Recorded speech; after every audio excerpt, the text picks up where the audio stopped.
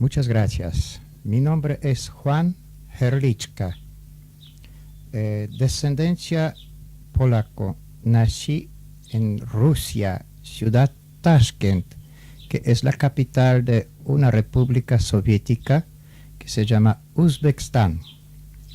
En el año 1919, el mes diciembre, a los 16 días, y a la edad de 2 años, mis padres, al ser polacos, me llevaron con ellos a Polonia. Allí crecí en este país, en una comarca que de antaño pertenecía a la nación llamada Ucrania, pero en estos momentos, a partir de cuando terminó las primeras guerra mundial, estaba ocupada por Polonia. Allá crecí huérfano de mi padre, ya que éste me abandonó cuando yo tenía apenas 2 años de edad. O sea, ni bien llegó de Rusia, dijo, voy a buscar trabajo, y ni bien lo encuentre, les voy a llegar aquí a buscarlos. Bueno, si mi madre estuviera en vida hoy, tendría que seguir esperándole. Yo no le llegué a conocer. Mi infancia fue muy triste, no conocí adolescencia, y cuando llegué a la juventud, estalló la Segunda Guerra Mundial, y entonces esta región fue ocupada por la Unión Soviética y fue incorporado al ejército soviético.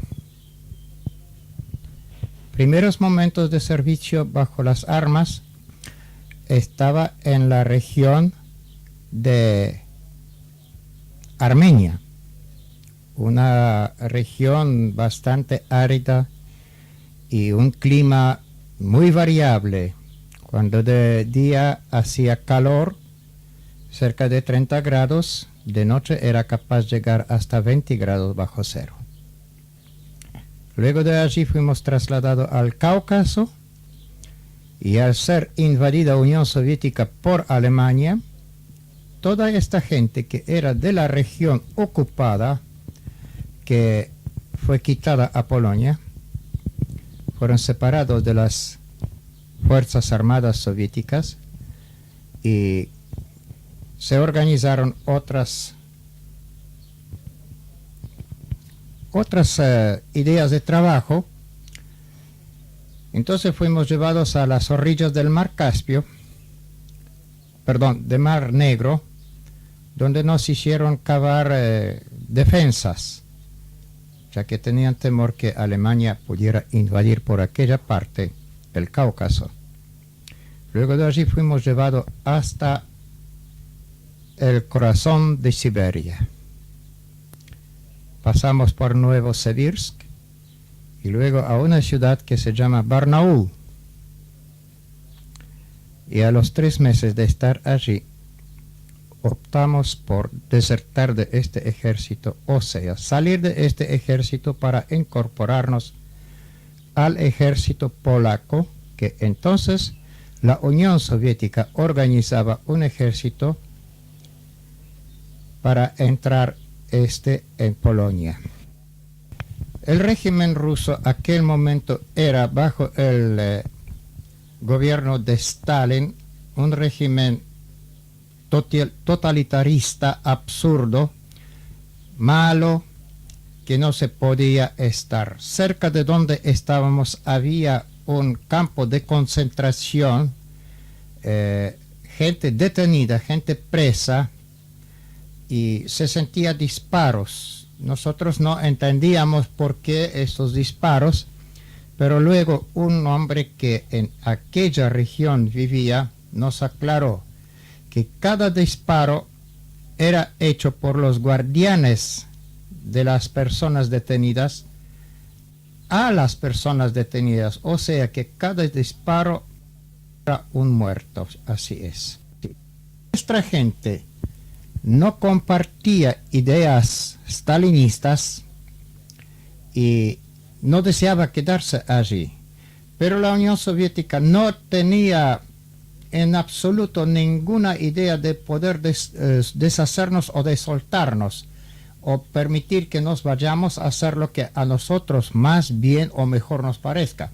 Entonces, por esa razón, nos alejó de una zona donde consideraban que para ellos resultaba peligrosa porque podíamos ir desapareciendo. Y muchos fueron que se escapaban de aquel lugar.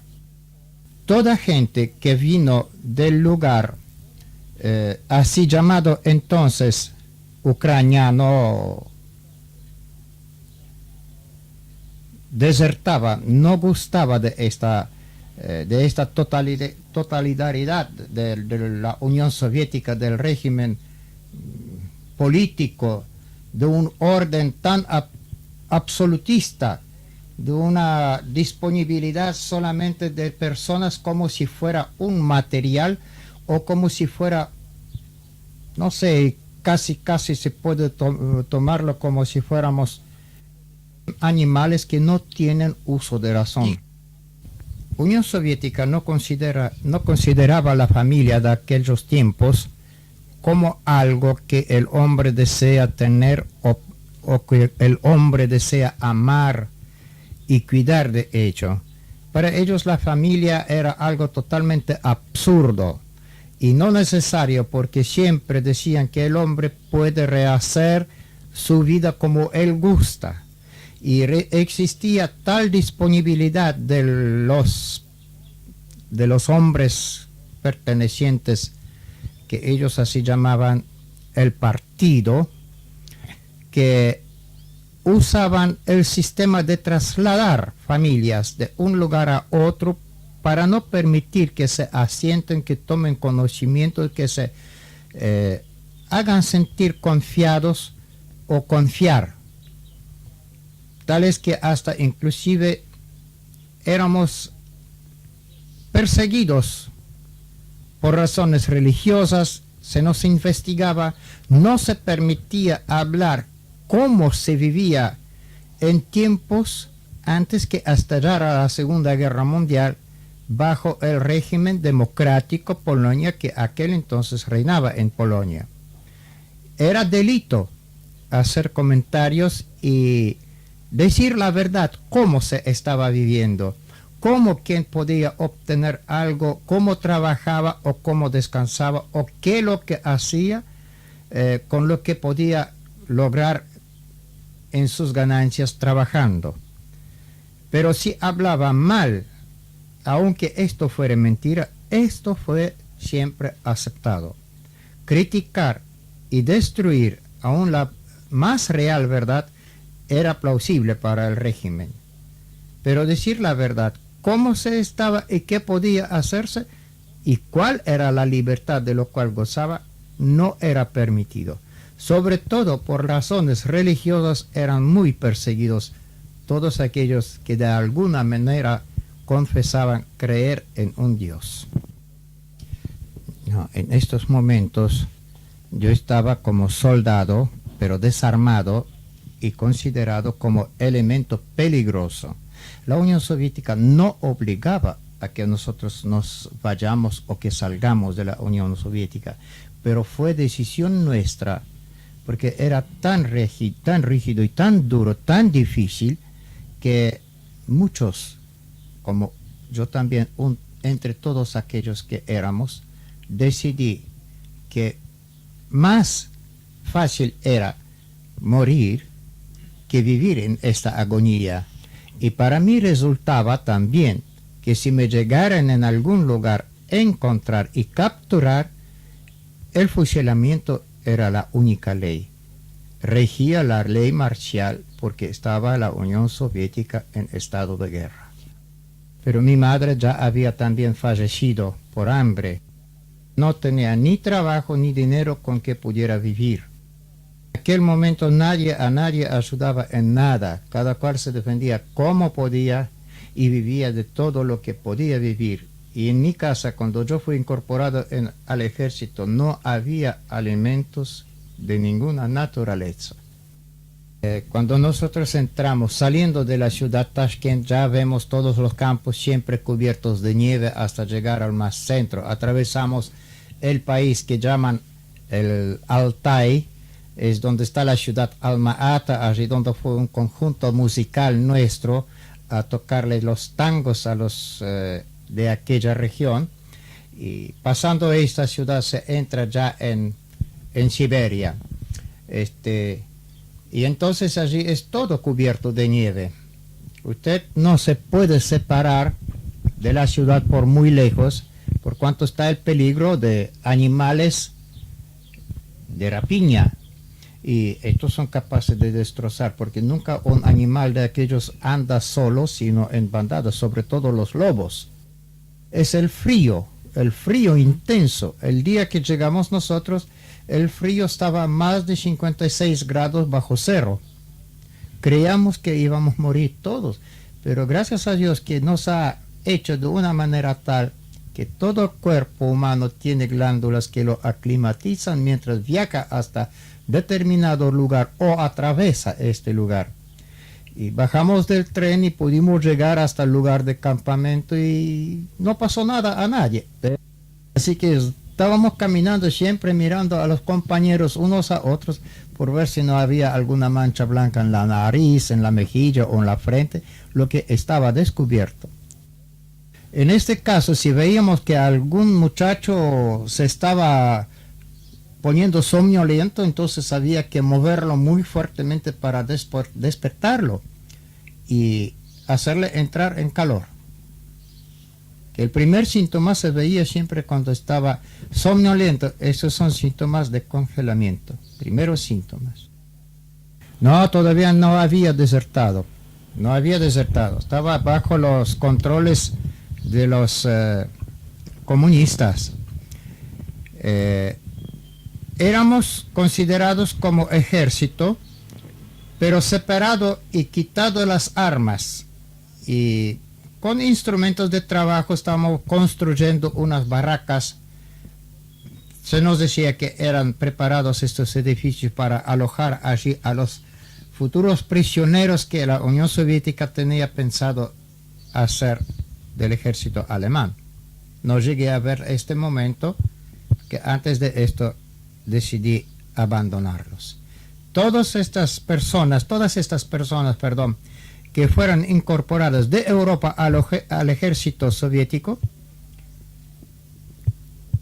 estaban bajo las mismas condiciones y eran considerados como elemento peligroso para el comunismo, debido a que no habían sido educados desde su infancia con la propaganda comunista y habían visto otras condiciones de vida bajo otros sistemas políticos, bajo otros diferente civilización, una civilización real, una libertad absoluta de movimiento y de palabra, de acción.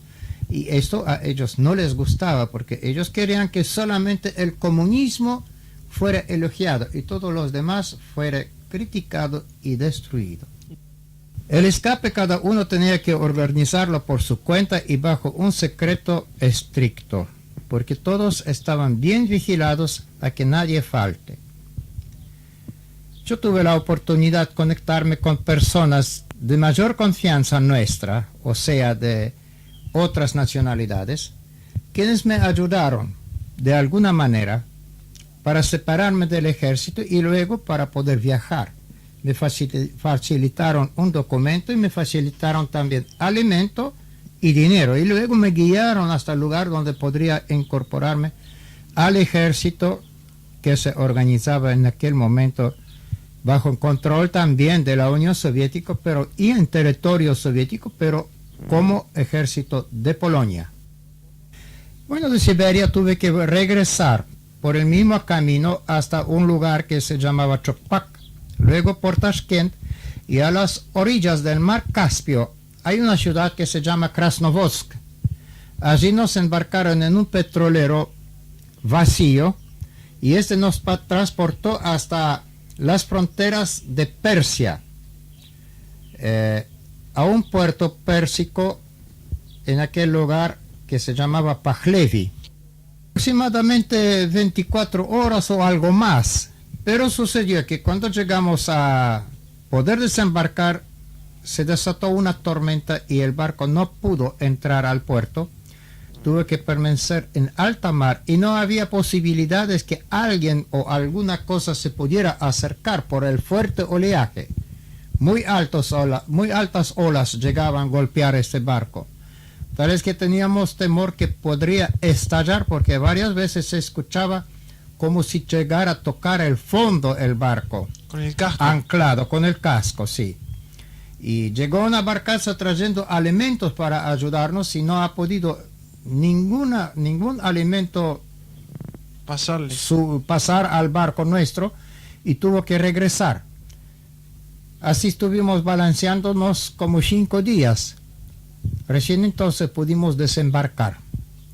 O sea que llegó una barcaza, no sé de quién sería, de Persia o de dónde, y nos trasladaron a tierra.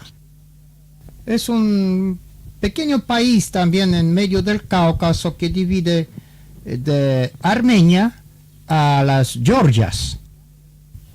Desembarqué con muchos dolores de cabeza y a los pocos días quedé internado en el hospital con la enfermedad que nosotros sabemos llamarla tifus.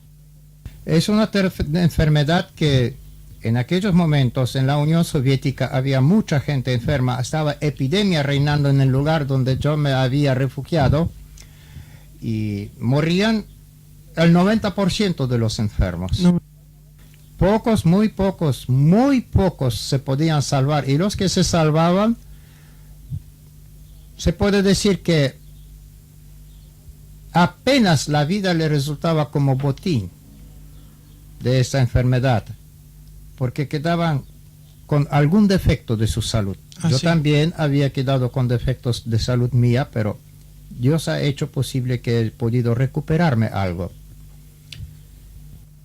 Muy alta fiebre, debilita todo ser humano, provoca hasta diarreas de sangre y lo desnutre por completo, le hace caer todo pelo, vello del cuerpo por todas partes, todo queda desnudo. Y la fiebre está permaneciendo casi más de 40 grados, hasta 41 grados, a cerca de 13 o 14 días. Y cuando llega ya la crisis máxima, que esta persona que está enferma lo ha podido resistir, entonces sube hasta 42 grados. Y este estado no puede durar sino apenas al máximo 2 horas más, no resiste. Y si no recibe auxilio, o muere. Si llega a bajar algo, entonces los médicos se alegran porque saben que va a sobrevivir. Es el síntoma más importante. Yo lo tuve, este síntoma, lo sentí. Porque en el momento cuando llegó a subir a 42 grados, había enfermeras permanentemente en este hospital donde estaba internado. Era hospital inglés, en la ciudad Teherán, capital de Persia. Llamaron a los médicos y me inyectaron un medicamento que ellos lo denominaban Alcanfor. Creo que es para reforzar el corazón. Y mi fiebre empezó a bajar. La enfermedad duró, calculo yo que unos 6 o 7 meses, pero para recuperarme totalmente pasaron muchos años. La fiebre cesa, pero lo deja tan débil que si usted está acostado y quisiera mover un dedo, no tiene energías suficientes para poder mover, y mucho menos levantar una mano. No es posible. La fiebre alta produce que se le parte hasta los labios, la boca, y en la boca tiene muchas heridas porque la sequedad que ocasiona la fiebre hace ranuras hasta en la lengua, lo parte en pedazos todo. Y la garganta queda destrozada. Y cuando la fiebre baja, usted empieza a sentir este dolor en la boca, en la garganta, en los labios, y siente como si estuviera totalmente seco todo. Lentamente empieza a recobrar el cuerpo la humedad porque por los alimentos y sueros que le inyectan o le dan por la boca, que usted los ingiere lentamente y le enjuagan, le mojan, entonces esto vuelve a reaccionar y vuelve a recuperarse. Pero al recuperarse usted tiene que permanecer todavía bastante tiempo en cama, poder mantenerse en pie. Y cuando se pone de pie no puede parar. Así que como un niño tiene que volver a aprender a caminar de nuevo. Se tambalea y pierde el equilibrio, pierde fuerza, o si no se le doblan las rodillas y pierde todo lo que es para poder mantenerse y cae, como si estuviera sin energías por completo. Le quedan solo la piel y los huesos, o sea, el esqueleto cubierto de una piel, como si fuera un esqueleto revestido. De a poco, muy lentamente. Los ingleses nos llevaron de Persia a Irak. La zona de Irak, un lugar del desierto iraquí es muy árido, y para poder estar en este lugar se había fabricado un lago artificial, o sea, de un río se desvió por una compuerta el agua, y como se vio que allí había un pequeño desnivel más bajo que el agua podría entrar, se llenó esa parte de agua. Entonces era un lago donde podrían los reconvalecientes bañarse, disfrutar de un poco de frescura, pero de todas maneras el calor era tremendamente alto, tal es que dentro de este campamento y bajo la sombra de las carpas donde estábamos viviendo nosotros, descansando, el sostén de la carpa, el palo central, no se podía tenerlas en las manos, era tan caliente que tenía que soltarlo. Las lonas estaba todo caliente, la arena, poca arena que quedaba bajo las carpas, era caliente todo. El piso de aquella región era de mica, todo de mica era. Había pequeños montículos de arena que un día estaban, el día siguiente han desaparecido, estaban en otro lugar. Pero estuvimos allá no mucho tiempo. Nos daban alimento un poco reforzado. Los árabes sabían traer sandías y melones allí para ayudarnos, pero no para ayudarnos regalándonos estos productos. Lo traían para vender porque ellos también trabajaban y tenían que vivir de algo, entonces traían vendiéndonos esto. Luego de allí nos trasladaron a Palestina, el país maravilloso, la tierra prometida para Israel. Maravilloso como terreno, como territorio, ciudades, todo era maravilloso, muy hermoso, muy lindo.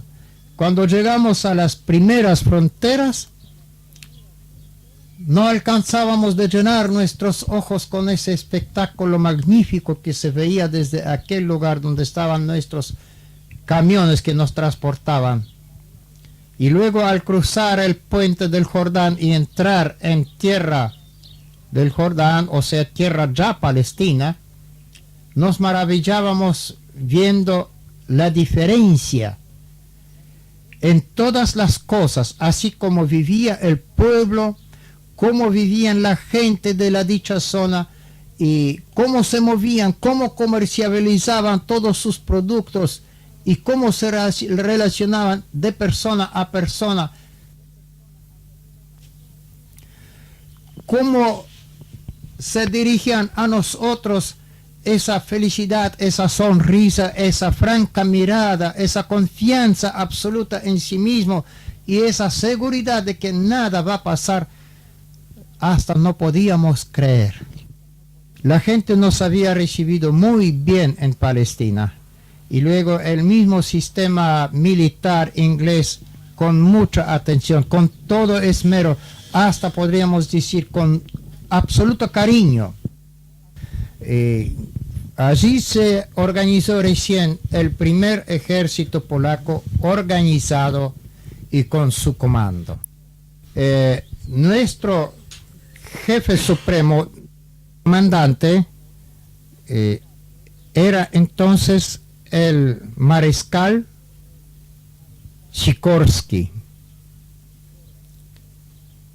Era nuestra esperanza que él podría guiar nuestros ejércitos hasta nuestra patria, pero no pudo ser. Después de haber realizado una revista de las Fuerzas Armadas en Medio Oriente, regresaba a Londres y el avión en que viajaba se estrelló en las montañas de Gibraltar, muriendo él y muchas otras personas. Y de aquel momento hemos perdido con él también la posibilidad de regresar a nuestra tierra natal. La razón es que la Unión Soviética organizó otro gobierno títere en su territorio bajo el control de autoridades de Moscú, régimen comunista, totalitario también, así como el régimen de Moscú. Y nuestro gobierno real de Polonia, que estaba en exilio en aquel momento en Londres, no perdió instantáneamente el reconocimiento. Le quitaron el reconocimiento después de una conferencia internacional realizada en Yalta, en la Unión Soviética, entre los tres personajes de las grandes potencias, de Unión Soviética Stalin, de Inglaterra Churchill y de Estados Unidos Roosevelt. Y estos dos entregaron a la Unión Soviética el territorio de toda la mitad de Europa, sometiendo a aquellos pueblos a un duro servicio, a un implacable régimen que los gobernó hasta hace pocos días con una barra de hierro muy fuerte, incluyendo todas las cosas en el régimen que reina detrás de la cortina de hierro. Cuando deserté yo y me incorporé en ejército polaco, en Palestina fuimos un ejército normal, regular, armado con todos los detalles, desde el máximo hasta el más mínimo, con armas y municiones y listos para entrar en combate. Teníamos que entrar en combate de una manera, pero luego entramos de otra. O sea que de Palestina nos enviaron a Irak para prepararnos para la guerra. Me salen difíciles estas palabras. Y cuando estaba el ejército preparado, nos llevaron a Libia, un poco a Trípoli. Allí nos entrenaron un poco en las montañas, para combate en las montañas. Teníamos armamentos que aquel entonces todos los ejércitos usaban, armamentos convencionales, como se los llama. Teníamos fusiles automáticos, armas cortas, armas largas, tanques pesados, tanques livianos y carros de asalto, muchos vehículos motorizados. Y la infantería, para trasladarse de un lugar a otro, usaba vehículos siempre. Y en Londres estaba incluso nuestra flota aérea. Y en Londres, o sea, en Reino Unido, había otro cuerpo de ejército. Aquel era el primer cuerpo de ejército polaco. Y en Medio Oriente se organizó el segundo cuerpo del ejército. El segundo cuerpo estaba bajo el comando de un general que se llamaba Anders, ya falleció. de Inglaterra no recuerdo el nombre de aquel comandante en jefe. Y entramos a Egipto, de Egipto nos embarcamos para ser llevados a Italia. Estuvo en Egipto también.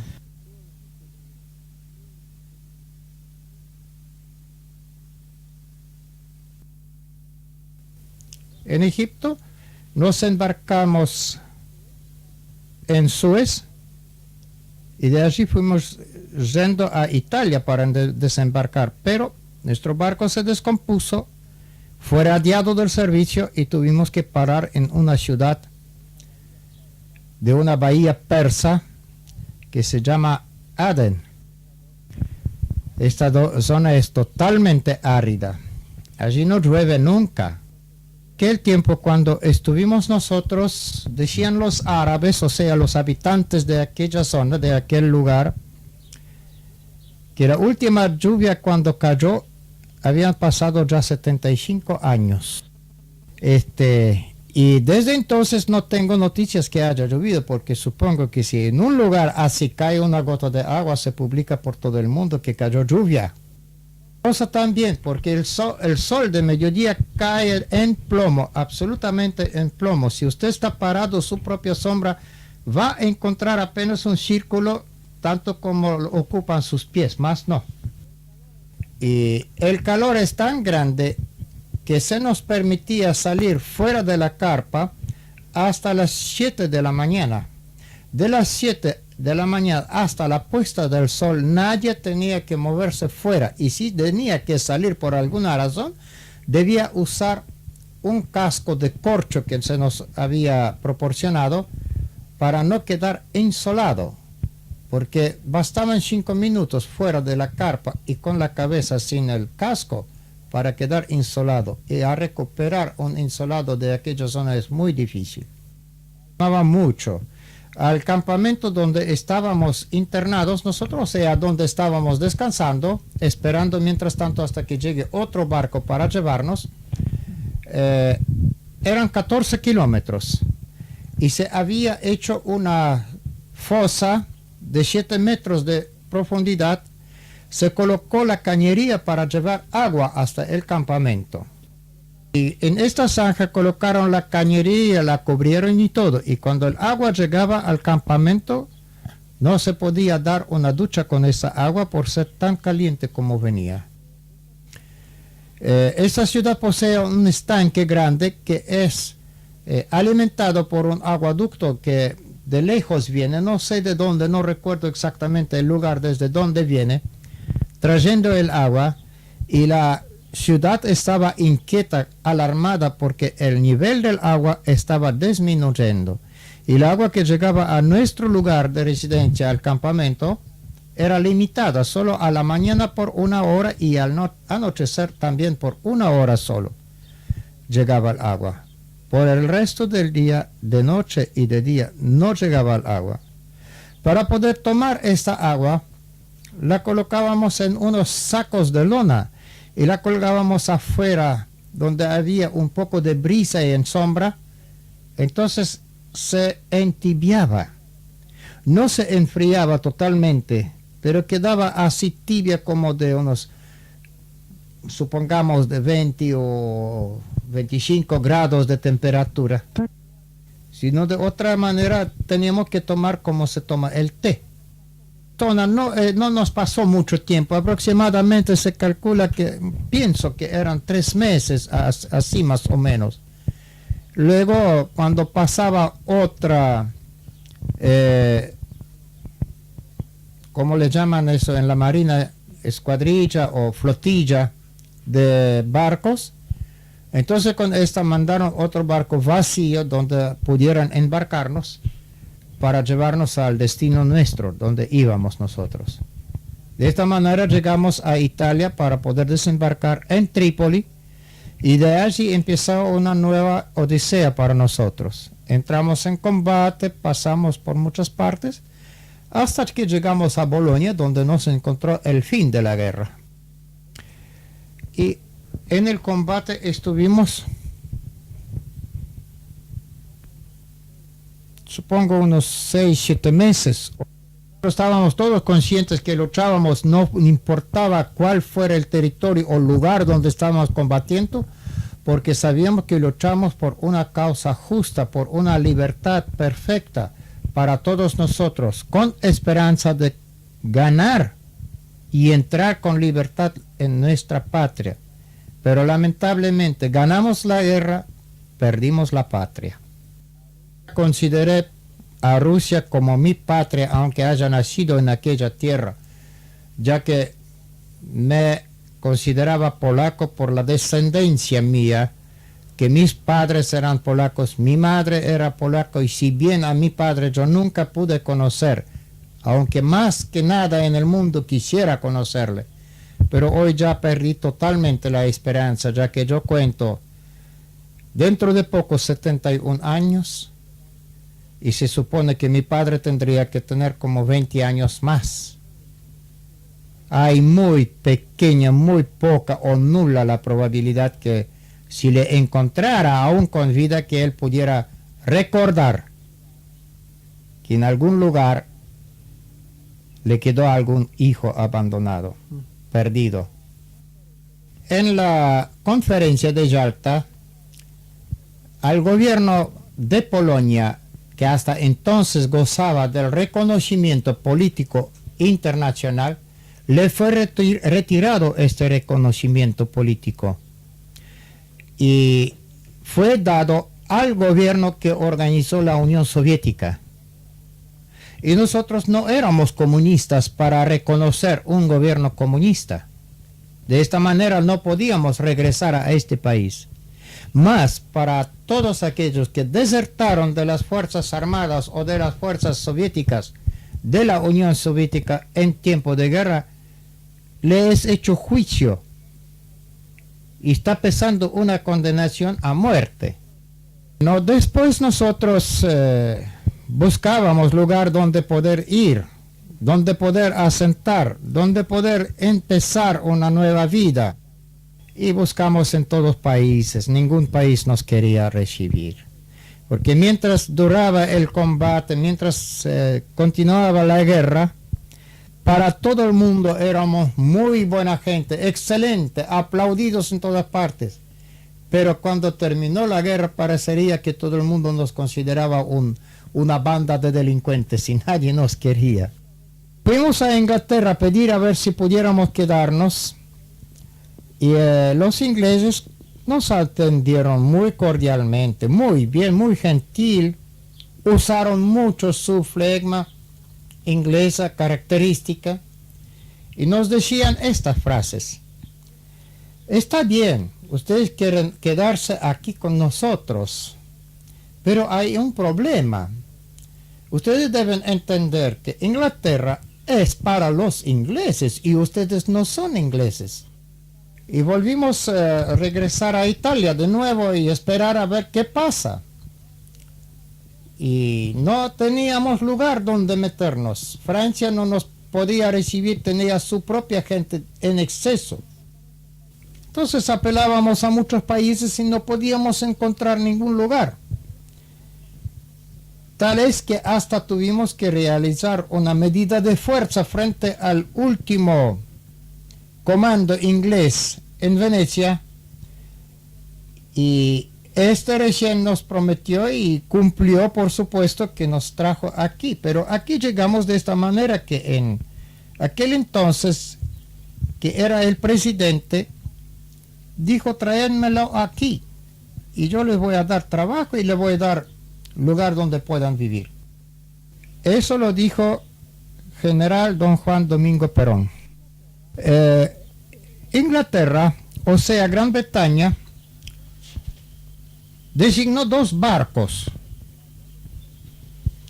radiados de servicio de guerra. Único país que nos ha recibido y nos ha dado libertad de entrar, nos dio trabajo y nos dio lugar, oportunidad de rehacer nuestra vida, o sea, construir nuestra vida de nuevo. Era Argentina. Ni Brasil nos quería recibir. Ningún otro país sudamericano quería recibirnos. Y si pudiéramos entrar, teníamos que tener una documentación original.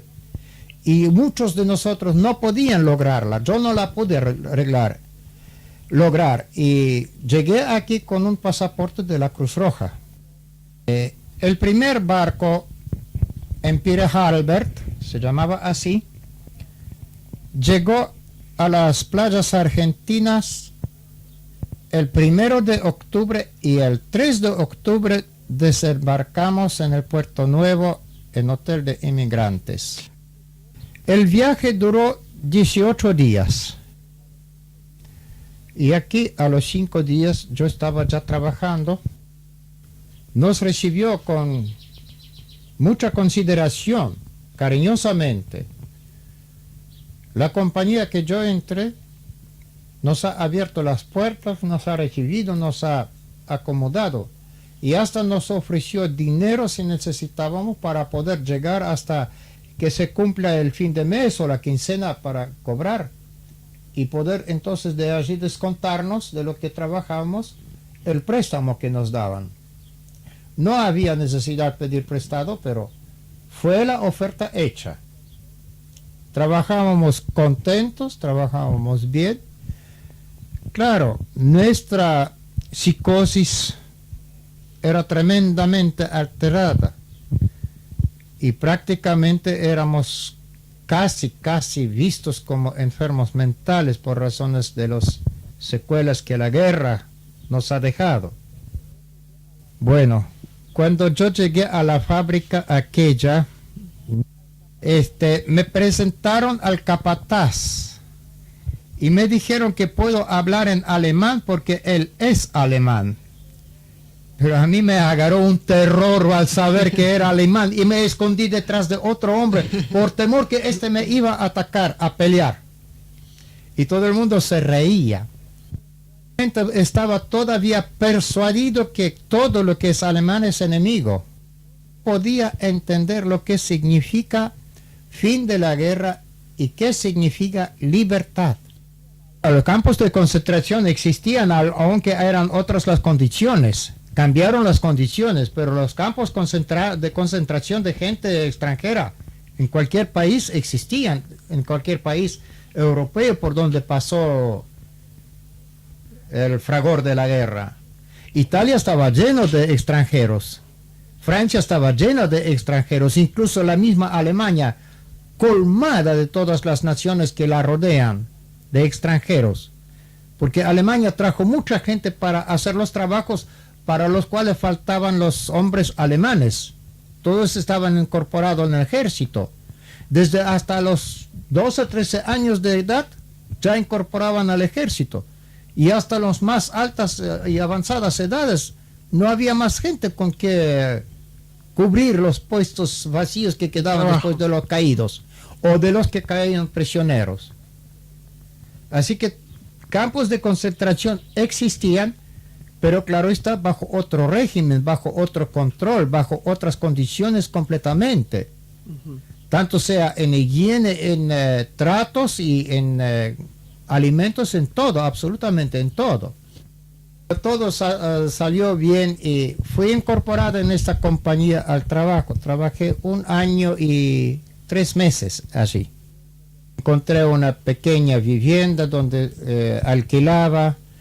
Y luego cuando esta vivienda se deterioró mucho, entonces tuve que abandonar este trabajo y buscar otra solución. Encontré entonces en otro lugar, ya desde la capital, tuve que salir a la provincia y poco a poco cambié de fábrica también después.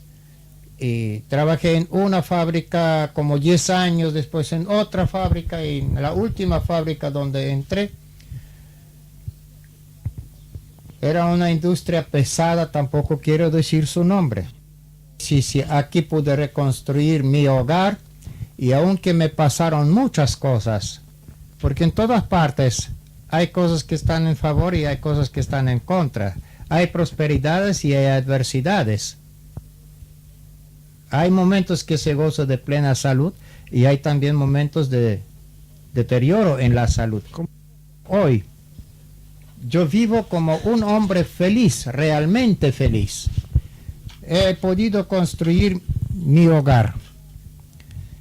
He podido lograr hacerme mi casita con el esfuerzo del trabajo, aunque como quien dice a ponchazos, pero es una casa al fin. Tuve la desdicha de enviudar, pero me volví a casar de nuevo. Rita de Santiago del Estero, decir que ella vino a Buenos Aires, allá nos conocimos y luego ella volvió a Santiago del Estero y allá fui yo para casarnos y la traje de nuevo a Buenos Aires. Una compañera idónea, verdaderamente idónea compañera para todos nosotros. De mi primer matrimonio me quedaron 3 niños, pequeños todos. Mi hija mayor tenía 5 años y el varón del medio tenía 1 año y medio y la niña más pequeña tenía 3 meses cuando enviudé. Y ella, pobre, se hizo cargo de todos esos 3 chiquitos míos y aún casa no teníamos, apenas tenía un terreno. Sobre este terreno dijo un día Juan, vamos a edificar, y edificamos la casa entre ambos. Criando ya entonces 4 niños porque nos nació otra niña. Y tuvimos la oportunidad de rehabilitarnos, de revivir prácticamente. Nuestros primeros 3 hijos quedaron en Buenos Aires. Logramos darles una educación media, o sea que todos han tenido oportunidad de terminar el secundario comercial, y la última hija nuestra quiso estudiar más y logró recibirse de maestra. Ha trabajado allá en la provincia de Buenos Aires 2 o 3 años y ahora está en Córdoba con nosotros esperando de poder trabajar también. Bien, mi conversión aconteció en el año 1950. En el año 49 entré en una fábrica en donde trabajaba un hombre que era creyente en el Señor Jesucristo. Él leía siempre una Biblia, traía con él una Biblia yendo y volviendo del trabajo y a su casa. Él en su casa hacía reuniones donde se practicaba ministerio de la palabra del Señor y se predicaba el Evangelio de Jesucristo, nuestro Redentor. Y yo al verle la Biblia no era creyente aún, aunque en mi infancia tenía oportunidades que desperdicié para conocer al Señor Jesús como mi Salvador. Confieso esto con verdadera angustia, o sea, con verdadero pesar de haber perdido tantos años, como quien dice, en vanidad, para la vanidad, no aceptando al Señor Jesús. Este hombre tenía una paciencia muy grande conmigo. Yo me burlaba de él y le decía que la Biblia, el libro, es prohibido. La Biblia hay que destruir, hay que quemarla. Porque mi madre era católica y Polonia es una nación muy católica, muy severamente aferrada a ese régimen o religioso católico romano. En Polonia, aquel que diga algo en contra de esa religión es considerado hombre delincuente. Allá el régimen de Polonia, o sea, el catolicismo, el régimen clero, no quería que se lea la Biblia. Decían que la Biblia era un libro prohibido y que este libro era únicamente permitido leer a personas autorizadas por el papado. De otra manera no debía leer, porque este que leía esa Biblia, ese libro, se volvía loco. Y yo por eso le decía a ese hombre, a ese hermano creyente, que eso hay que quemar, porque los que leen este libro se vuelven locos, y usted también se va a volver loco. Los hombres compañeros de trabajo le llamaban el cura, porque él solamente lo que hacía es daba testimonio, leía la Biblia y testificaba del Señor Jesús, que el Señor Jesús es el Redentor de todo aquel que cree en él. Pero la gente siempre resiste, como hoy día predicamos el Evangelio, y cuán pocos son los que se salvan, los que realmente creen en el Señor Jesús. Un día me invitó a la casa de él, porque quería predicarme el Evangelio. Por todas las cosas que yo le hacía para divertirme y para burlarme de él, él no tomaba en cuenta como una ofensa. Siempre me quería, mucho me quería. Y cuando queríamos encontrarnos para que yo fuera a la casa de él a la reunión, nos desencontramos. Él me esperaba en una esquina y yo le esperaba en una esquina. Pasó la hora, regresé a la casa. Y cuando el día siguiente, a la mañana, nos encontramos en la fábrica, los dos estábamos enojados, uno contra el otro. Él me trataba de mentiroso que prometí y no vine. Y yo a él de mentiroso que me prometió venir a buscar y no me buscó. Cariñosamente me volví a invitar para el próximo día, sea próximo jueves, siempre los días jueves él tenía reunión en su casa. Ahí yo enfadado, muy eufórico allá, enojado, le digo, no, que voy a ir a tu casa, no voy más a tu casa, no te quiero ni escuchar más. Pero al rato como arrepentido digo, si quieres hablar a mí, o con mi persona, o con mi familia, a mi casa vas a venir, si no, no voy nada. Bueno, voy a tu casa, me dice.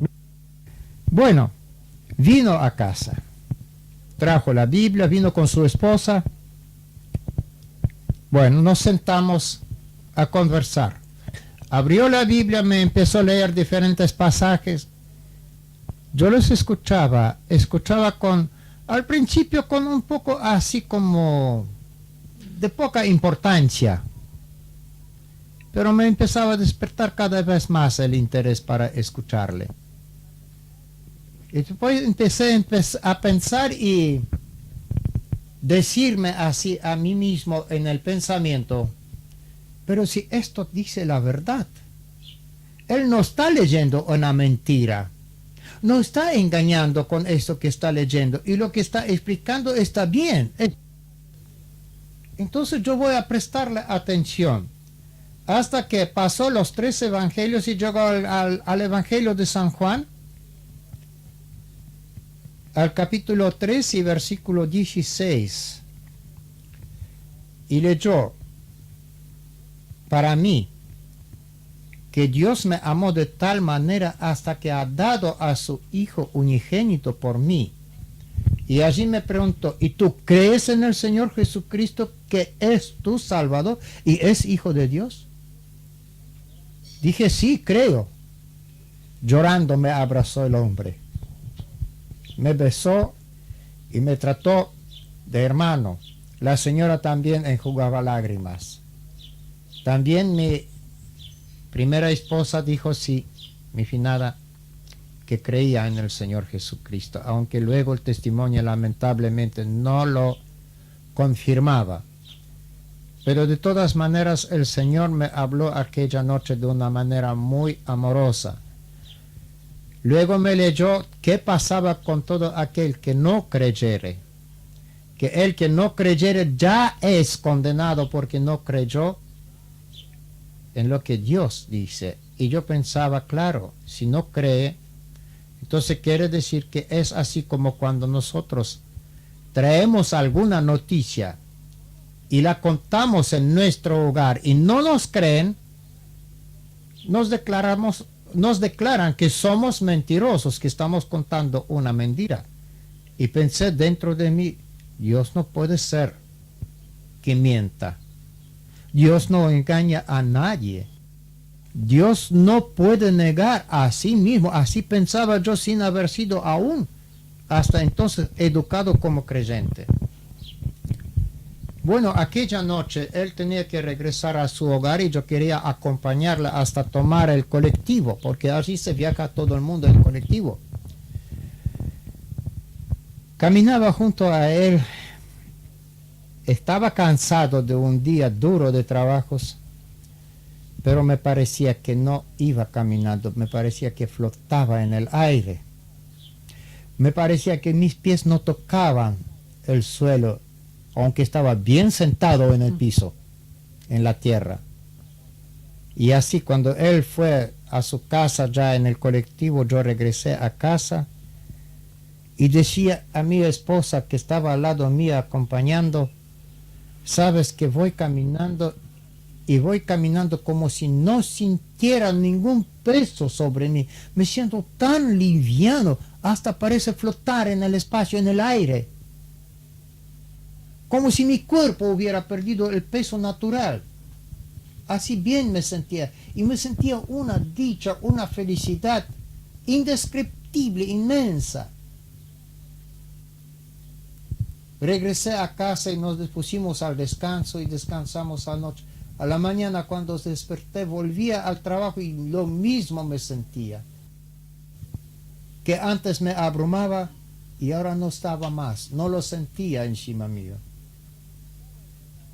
Al día siguiente le comentaba yo a mi hermano de fe ya entonces.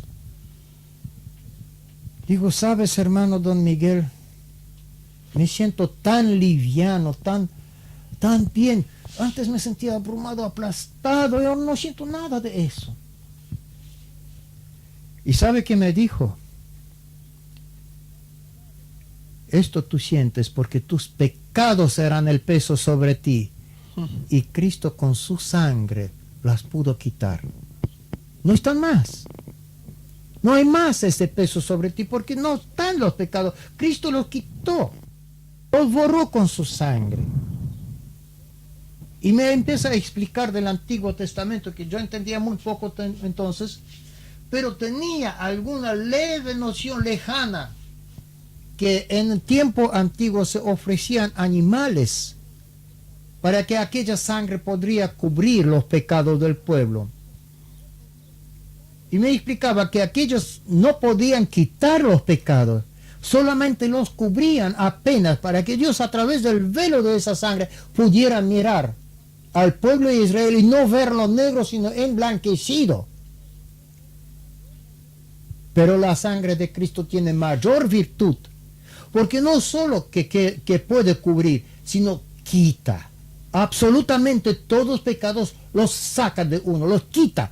Y nos hace presentar así como si jamás hubiéramos cometido pecado alguno. Eso fue lo que sucedió en mi vida. Y no solo en mía, sino en toda persona que cree que Jesucristo es Hijo de Dios y que vino con este fin para consumar aquella muerte atroz en la cruz, derramando su sangre para limpiar de todo pecado todo aquel que en él cree y le recibe como su Salvador personal. Esto me sucedió a mí. Por eso hoy puedo elevar mi corazón con toda sincera alabanza a Dios y gratitud y adorar a Dios en Cristo Jesús. Para terminarlo, yo quisiera hacer un pedido a todos los oyentes que escuchen este programa, esta grabación. Acorde con mi apellido, tuve noticias que mi padre residía en Argentina. Se me decía que él vivía en Paraná, en ciudad capital de Entre Ríos. Pero la dirección exacta no la conocía. Tuve noticias que él, al abandonar a mi madre con nosotros, que tengo un hermano que quedó en Europa, acá volvió a contraer matrimonio. Tengo entendido que también tenía 2 hijos. No hay mayor interés en mí que conocer a estos 2 hijos suyos. Él se llamaba de nombre José Herlichka. Era de Europa, de aquella comarca que se llama Volyn. De todas maneras, si le viera y él me conociera, quisiera dar en su frente un beso filial y decirle: papá, siempre te amé con amor filial muy tiernamente. Gracias.